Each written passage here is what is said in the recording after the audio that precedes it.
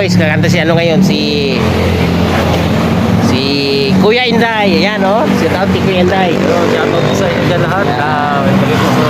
Dito po tayo ngayon sa Big Royce. Subukan natin dito kumanta. Kahit hindi tayo marunong kumanta. Kaya mo yan? Yung mga customer dito sa Big Royce, yung mga customer. Request pa ni Boss Pinuno. Oo, request na ito. Para yung mga customer na nila dito, haranahin natin sila. Ayun. Punta lang kayo mga boys sa Big Royce lang. Ayan, oh.